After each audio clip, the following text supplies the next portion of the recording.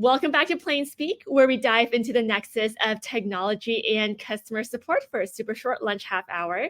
So today we are happy and excited to host Mark McKercher, a veteran CX leader whose innovative work spans some of the most prestigious tech companies globally that you've worked with. And played with, including Google, PayPal, and Amazon, and most recently as the global head of customer care, payments, and commerce at Roku. Throughout his career, Mark's approach has seamlessly blended the efficiency of cutting-edge tech with the irreplaceable value of the golden rule. So for those of you tuning in and joining us for the first time, I'm your host, Liz Tai, CEO and founder of Hi Operator. Hi Operator is at the forefront of scalable customer support solutions, including our newest self-service tool, QA Scout, which automatically scores 100% of customer tickets in real time. We specialize in utilizing NLP, workflow automation, and little bits of generative AI to handle complex customer inquiries, ensuring a seamless and efficient customer support experience. So we're excited you're here with us. We invite everyone that's listening to engage with us throughout the chat, wherever you're watching on whatever platform. If we don't get to them during our chat today, we will be sure to follow up post-session on LinkedIn. Now, let's embark on our deep dive. Mark, welcome to Plain Speak. Thank you, Liz. Good to be with you. Yeah, glad to have you. And so, Mark, your journey from the early days of your career to leading customer care, payments, and commerce on a global scale is pretty unique and pretty remarkable. Tell us a little bit about your initial foray into customer experience and how your subsequent roles at Google, PayPal, and Amazon have shaped your outlook on the significance of integrating technology with customer support as well.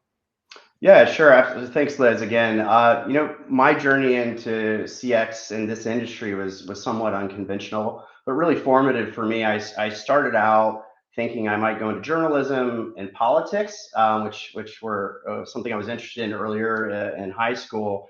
But I ended up in a call center on Capitol Hill doing some writing scripts for campaigns to raise money, and that led to an opportunity at a startup to lead contact center operations. That experience for me highlighted the critical role of customer experience and not just solving the immediate customer issue, but in forging lasting relationships with customers. And as you said, my subsequent roles at PayPal, Amazon, and Google were extremely pivotal in shaping my overall approach. I really deeply believe the power of data and using data to drive decisions is critical. Anticipating customer needs is a key part of building a great customer experience, and then balancing, as you sort of alluded to, the technological efficiency and the human empathy. Each position I had offered sort of a unique challenge, right? Each company was a little different, had their different kind of vibe, different flavor. But the opportunities to innovate within the CX space and driving home the importance of a customer first mentality were really have been priceless for me. That is super, super cool. And I love how, everyone comes to CX in a slightly non-traditional manner, but journalism and politics is really unique. But I love how it started with that, okay, this is the tangible impact, this is the connection, this is the human bit. But then, you really talk and think, and you've spoken a lot about how you take that and sort of scale it up and use technology to start with the connection, but scale that connection. And with the many roles you've had in your extensive background there, you've been at a lot of companies that in a lot of ways, not just support, are at the forefront of the cool, new, innovative stuff in tech like Google and Amazon. And I'm guessing that's given you a little bit of a firsthand seat into the evolution of what was automation and NLP and then AI and customer service. How have you thought about and how do you think about today navigating the challenges of integrating all of that cool tech to enhance customer experience, but without losing the personal touch that's really should be at the core of all of the interactions? Yeah, great question. I think that I've been at a couple of conferences recently, and the whole notion of figuring out how to actually deploy AI but keep the human element involved has been really the top topic, as you might imagine. So I think integrating AI into CS or any experience requires a thoughtful and deliberate approach that really prioritizes the overall customer experience above everything else. The key challenge, I think, in leveraging AI to handle what we probably immediately think are right to use AI for, routine transactional inquiries, where is my order? Can I get a refund? Those types of things that a lot of brands deal with. Leveraging it to do that will free up human agents to focus on more complex, emotionally nuanced interactions. That's where I really think it's going to work to a brand's advantage to deploy it. My strategy has always been to ensure that AI tools, and you're right, back when this started for me, it was chat, right? That was the really big, Yeah. exciting thing 15 years ago. But using AI tools to seamlessly integrate the way agents, enhance their job is really critical. The idea is not to replace an agent, but to enhance what they can do. I think that involves continuous investment in training, knowledge, and enabling teams to provide the empathy and understanding that AI simply cannot do, at least not right now. Ultimately, the goal is to create a symbiotic relationship between AI and humans where each plays to its strengths, right? Ensuring customer experience that is both efficient and relevant to the end consumer. Fascinating. I think you're totally right, Mark, because there's always new and shiny, right? There's the cool Right. stuff that everyone's talking about. And then there's the practical, well, I've got a ton of contacts that I need to efficiently handle and create great experiences for the customers. And the challenge really is, we hear this as well, how do you get both of those together to create a really great customer experience? But that's actually a really good question there, Marcus. As you've seen these different evolutions, right? It was chat. It's almost kind of chat again to some extent, right? But then the human customer service at the core of that. And you touched on that just now, which is you really want to create an ecosystem and a platform where it's not the AI and automation versus the human agents, Right. right? And you talked about how, training and development for the stuff that automation can't do is really in there. But double click a little bit on that for me, right? What's really important to the role of human agents today? And how do you envision that shifting in light of all of the rapid advancements in AI and its increasing role?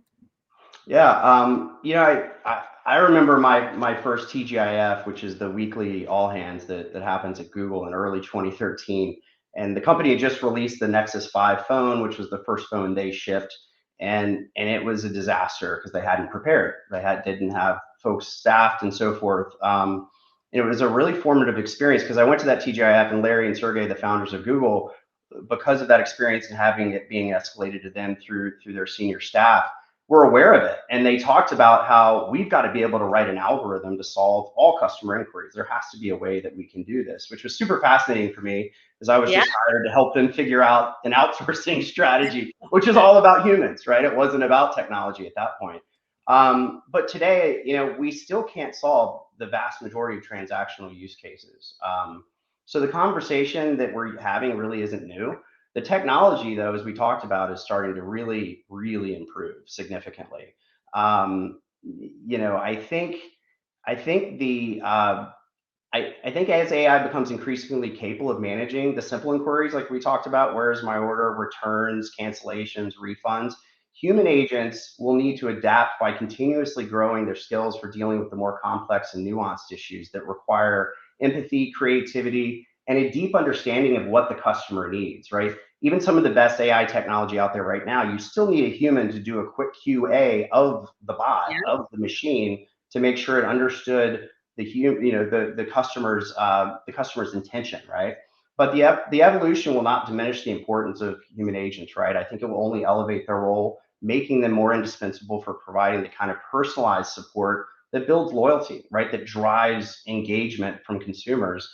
And as I said, training and development, investment in those areas are going to be absolutely critical for our human agents, ensuring that they have the skills needed to thrive in this much more specialized and value driven role that I think they're going to have.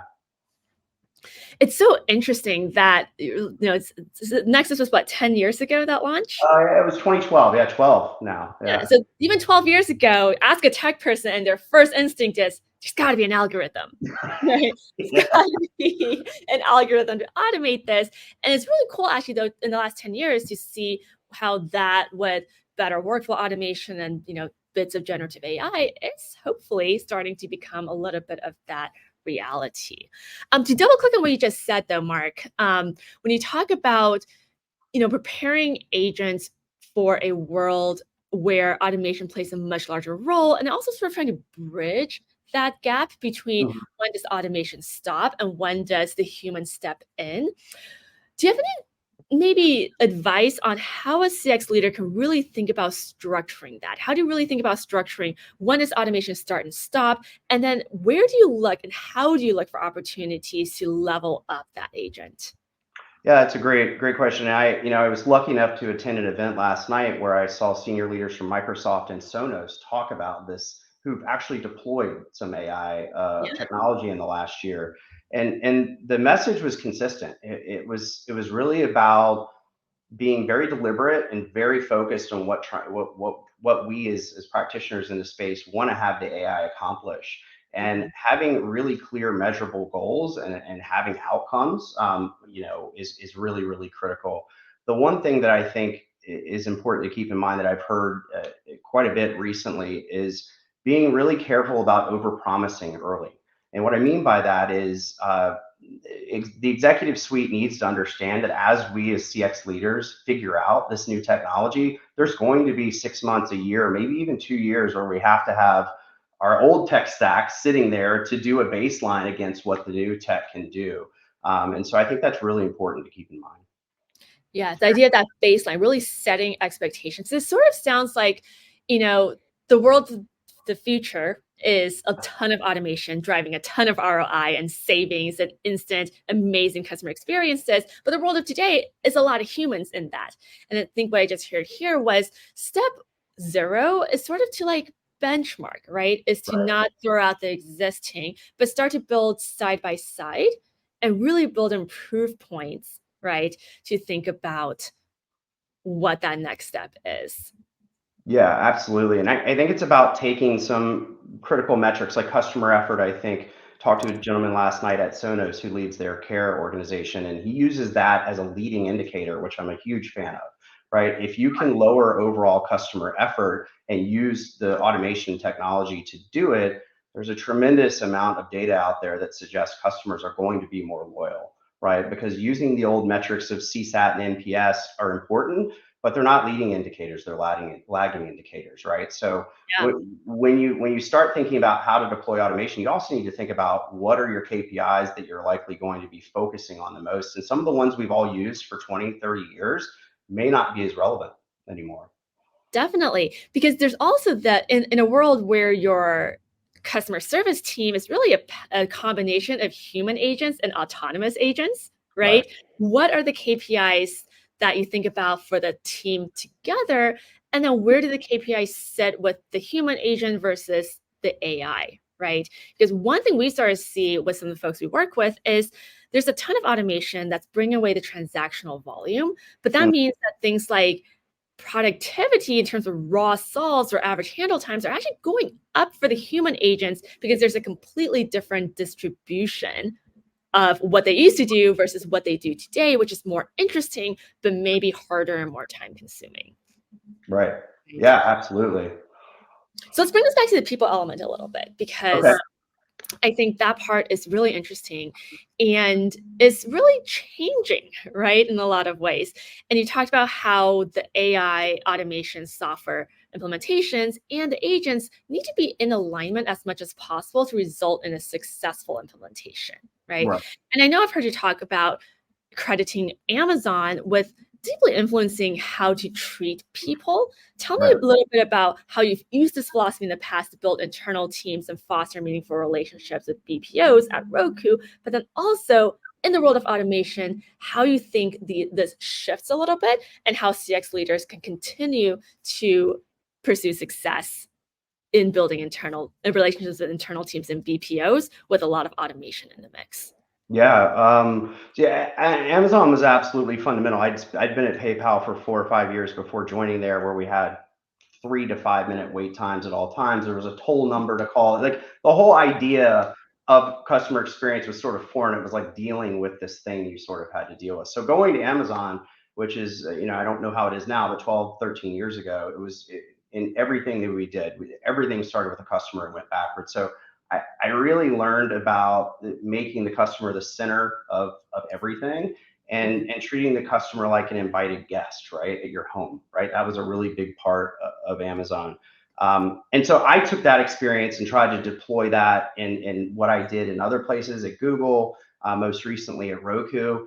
But when I think about your second part of the question, AI and internally, how to kind of drive that with the organization, I think it's really important to build effective relationships and bring people along for the journey. Where in the past, maybe customer experience leaders have sort of struggled to get a seat at the table with product and engineering and marketing and Yeah, sales and others.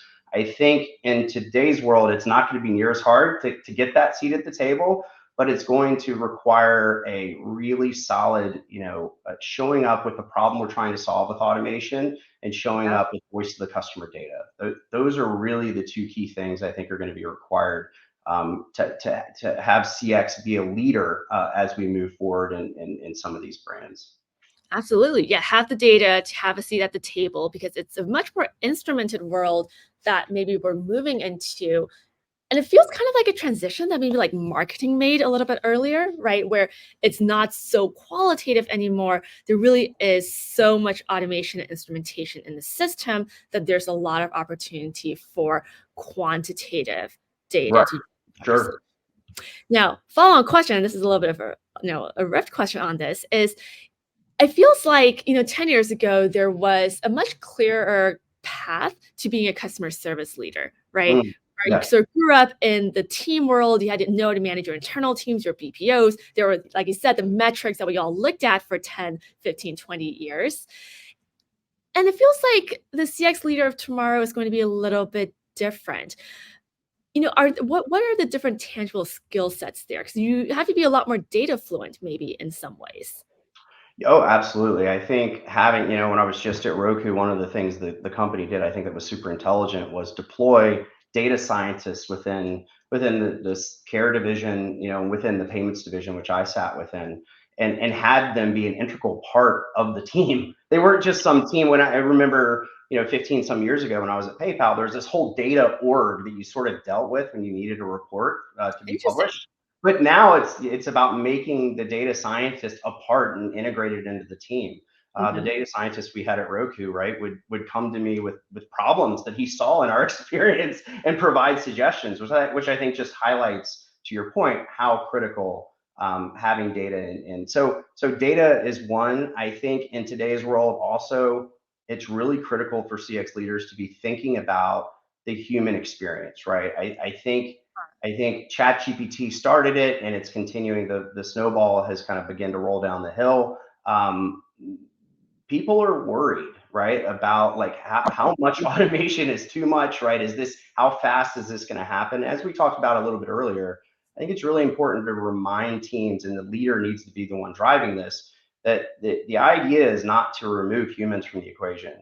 Empathy, understanding deep insights of what customers are doing across platforms are things that this technology can't do today. So it's really about, again, talking about upskilling and training folks so they can add more value to the organization. The gentleman I saw from Microsoft last night talked about, he wanted to see people taken out of these transactional roles and put in positions where they could be customer success managers. They could be Yeah, spending time, that's a B2B landscape, but thinking about how do you actually get with the customer and understand what they need and start being predictive and thoughtful in that way.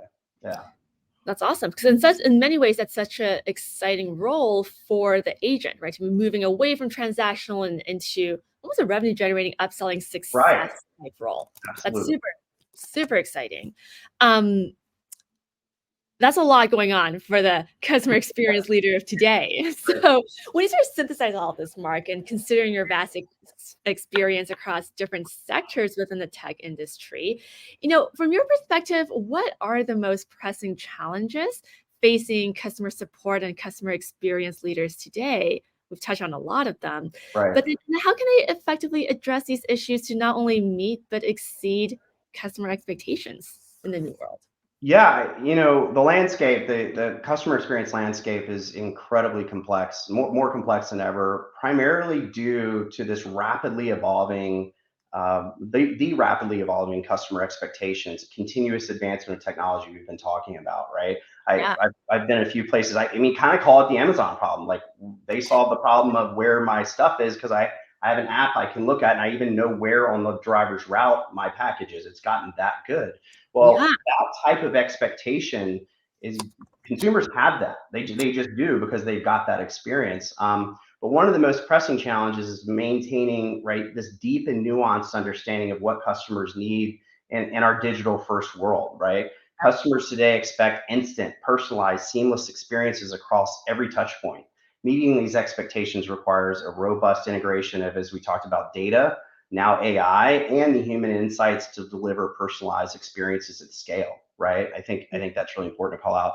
Another challenge is ensuring the seamless integration of all this new technology without disrupting the journey, right? Because you can put things in and break an entire customer journey without even noticing it. So you better have metrics to be able to catch that, right? Um, Hmm. so it means more than just implementing a new solution like a chatbot that's generative AI driven, right? It's about continuously training and empowering teams, right, to leverage the tools that we put in front of them. And, Yeah. and then and then finally, I am sure you hear about this in your day to day a lot, but safeguarding customer trust and privacy of data in this era of increasing data breaches is absolutely paramount, right? Addressing these challenges requires organizations to be proactive, customer centric, right, and fostering a culture of continuous learning and innovation and prioritizing data security and privacy to build and maintain customer trust. The future isn't about just continuously hiring more and more people. It's going to Yeah. be about how you make agents more efficient, right? And the companies that embrace technology to get them there, especially the BPOs, which is approaching a $450 billion industry worldwide, they're going to Yeah. be the ones that survive. Yeah. Yeah, that's super exciting. So you're right. 'Cause on the one hand, there is just this incredible opportunity for BPOs that ride the new wave, that really embrace this. And there's also the opportunity for a whole new set of, call it sort of instrumentation and metrics tools out there. Because look, we all know what, for example, QA looks like, right? QA Sure. teams, QA programs, we know what the ratios should be. But in a world where there's increasing levels of automation, you now need to say, as you said, it actually becomes in some ways very easy to duplicate mistakes and things at scale, Yes, right? what are absolutely. you what are you going to put in place? And I think there's still some space here to see the tools that come out over the next few years to really monitor those. Mm. You almost need AI for your AI. Actually, I heard a partner at the conference I was at last week literally say that we're using AI to train AI. So it's funny Yeah, you you that need same. AI to watch the AI and train it and make it better. Yeah. And but that is super exciting, right, to see about what that future looks like. Right. um And one sort of quick follow-up question for you here. We often talk about Amazon as the company that retrained consumer expectations for delivery in some ways, right? Your Sure. two-day prime that set a new set of expectations. When it Mhm. comes to customer service in the new automated world, and I actually don't have the answer for this. I'm curious if you have anything that comes to mind. Is there a company that's sort of like the Amazon, or maybe it is just Amazon, of providing that next generation, setting that bar for the next generation of automated and non-automated customer service programs?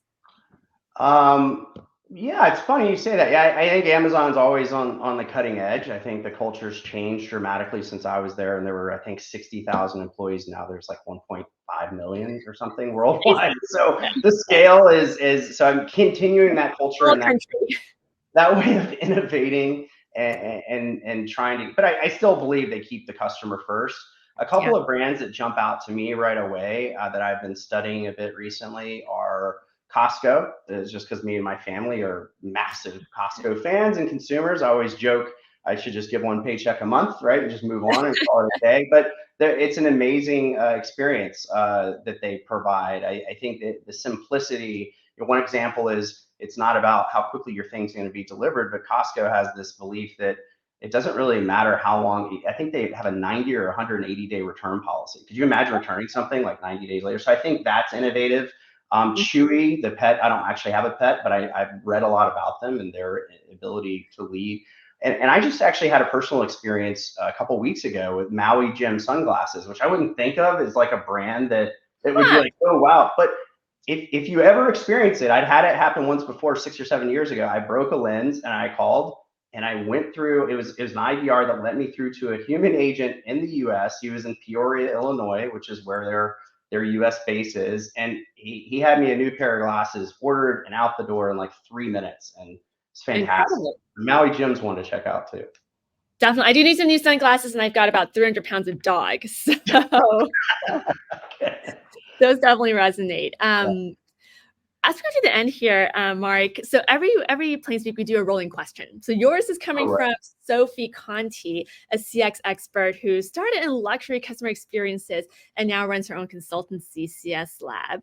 And we're going to put a slight twist on this. But Mark, if someone were starting out in CX today, so we're thinking about the CX leaders of 5-10 years from now, Right. what would you suggest they do to, one, stay ahead of the curve, but then two, really sort of up level and upskill to be that formidable CX leader in 5-10 years? Sure. Yeah. Great question. When I thought about, when I think about this, and thinking about talking to people that are coming into this industry now, it's much more. I think my foundational learning and the way I approach things was go all in with Google or Amazon or more recently Roku, whatever company I was working for. And I think unfortunately, what I tended to do is not invest in my own personal brand. So I would recommend anyone in any industry, but especially in the CX industry, there's an amazing community out there of people Yeah. that you can meet and learn from, and investing in your own brand is absolutely critical. I've learned that in spades over the last year. And there's not really any way to stay on the forefront unless you're doing that, right? Unless you're talking to others about what are they doing, what are their challenges, what's worked, what hasn't, and so forth. No, thanks for sharing that. And it's kind of because it's flywheel when it works, or what's good for the company and brand is great for the leaders, great for the agents, and keeps everyone at the forefront of everything that's happening, especially when things are moving so quickly today in the Right. CX world. Yeah. Now, Mark, you get to ask next week's guest a question. Well, Michael Fulvio, the director of CX at streetwear sneaker retail brand Snipes. What question would you like to ask Michael? Yeah, I would make it a little bit probably more lighthearted and fun. My goal is to find an Airbnb or VRBO in a couple of weeks for spring break that has a pool and it's warm. Yeah. So I'd like to ask Michael, where is he, or has he, or will he spend his spring break this year? Very exciting. Hopefully somewhere warm for everyone. Right, This right.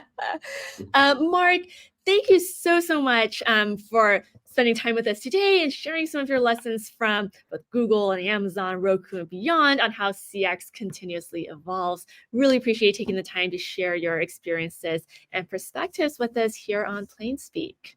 Liz, thank you so much for having me. It was really a pleasure, and I've gotten really enjoyed getting to meet you and your team. Absolutely, it's been It's fun. been an absolute pleasure. Excited to see where all of the CX and automation goes.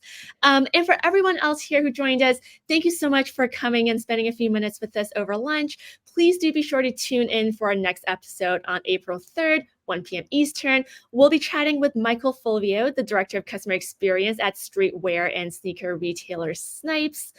And on that episode, we'll be talking a little bit about how to bridge success and service in the retail apparel. Thank you all so much. Mark, thank you again, and see everyone in a couple weeks. Thank you.